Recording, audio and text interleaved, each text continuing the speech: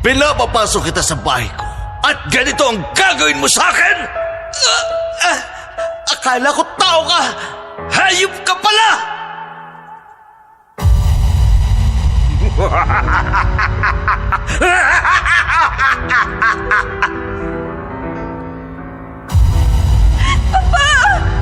Papa, tama na! Pakiusap!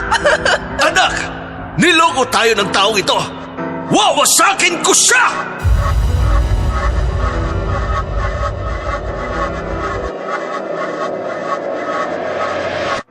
Lagim FM. Lagim FM. Taon 1997, mula sa Maynila na napadpad sa Batangas. Panahon na ng kaguluhan, political killings at sindikato. Sa mundong ginagalawan ko, wala kang ibang aasahan kundi ang bilis ng gatilyo at lamig ng dugo. Hindi ako bayani at lalong hindi ako santo. Pero kahit gaano kadilim ang daan, minsan may ilaw na susulpot. Sa kaso ko, si Lira ang ilaw na yon. Hindi ko alam kung bakit siya ang natipuhan ng puso kong matagal ng manhid. Ang hindi ko alam ay may dilim din pala sa pinagmulan niya. Dilim na mas matindi kaysa sa akin. Ako si Ramon Vergara, kilala sa Palayaw na Mon, isang hitman na walang ibang alam kundi kumitil ng buhay para mabuhay. At handa akong ibahagi ang aking naging madilim na karanasan. Sa simula, na kalaunan ay naging liwanag para sa akin.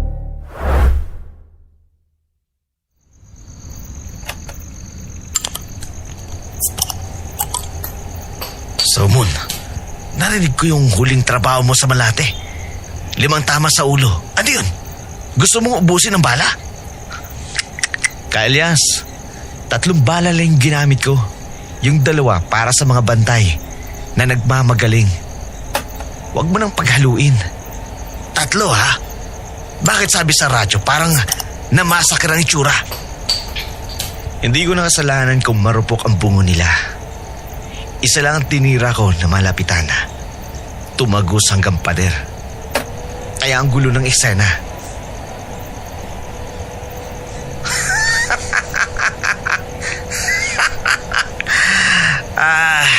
Batang-bata ka pa talaga.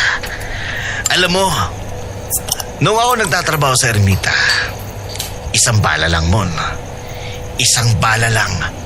Diretso sa pagitan ng mata. Tapos naglakad na ako palabas nang walang nakapansin.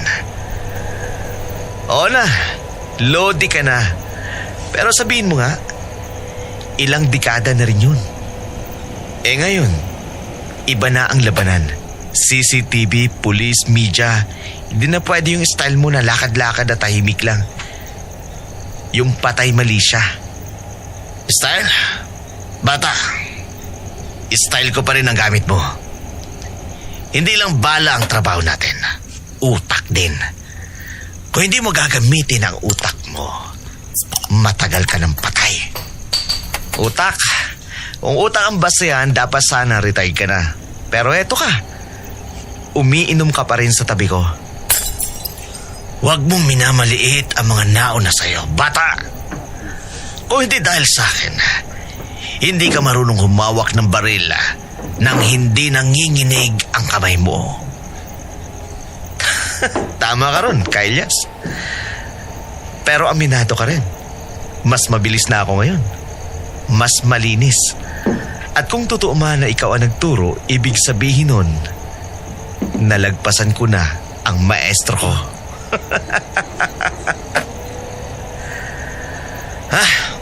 Yabang ng batang ito.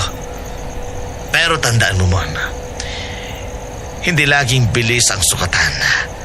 May mga bala na babalik sa'yo kahit gaano ka kabilis.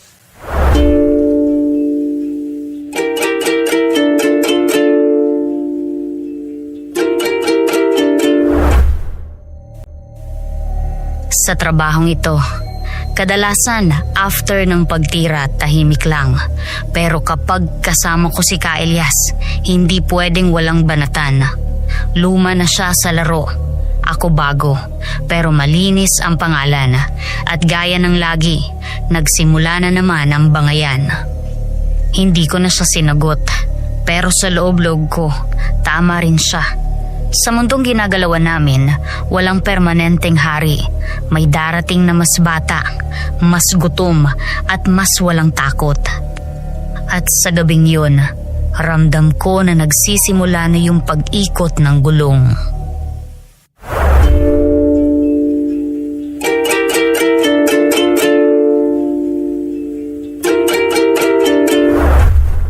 Kinabukasan, parang walang nangyari kagabi.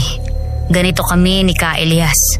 Magkakainitan, pero sa dulo, trabaho pa rin ang uunahin. At gaya ng inaasahan, ay may bagong assignment na naman siya para sa akin.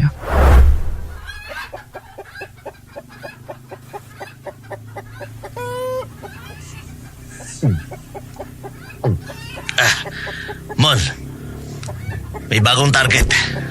Malaki-laki to. Don Marcelo Morales, taga Batangas. Don Marcelo? Yung may-ari ng lupa sa Taal? Matunog ang pangalan niyan ha, Ka Elias. Hindi ba delikado? Lahat naman delikado. Pero ang kapalit doble. Kung kaya mong tapusin ng malinis, hindi ka na maghihirap. Kahit bukas ka pa magretiro. Batangas, malayo yun. Sabi nila, marami siyang bantay. Paano ko sasalubungin yung buong hukbo? Hindi bala ang laban dito. Kailangan tahimik.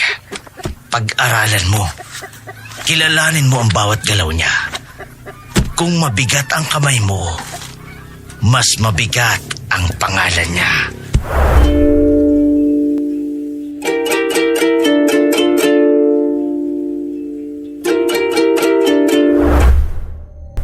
Habang pinapakinggan ko si Ka Elias, ay ramdam kong iba ang bigat ng assignment na to. Hindi lang pera ang kapalit. May kung anong pakiramdam na parang pag humakbang ako ay wala ng atrasan. Pagdating ko sa Batangas ay ibang-iba ang hangin kumpara sa Maynila. Hindi amoy usok, hindi amoy pulbura, amoy dagat. At doon ko siya unang nakita.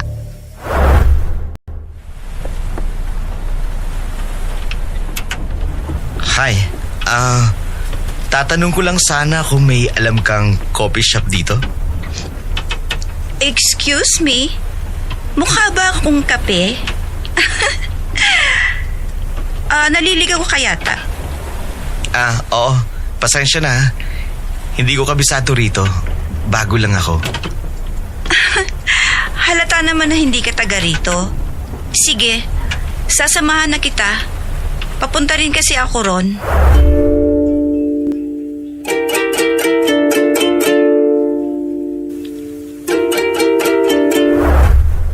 Hindi ko alam kung anong meron sa kanya.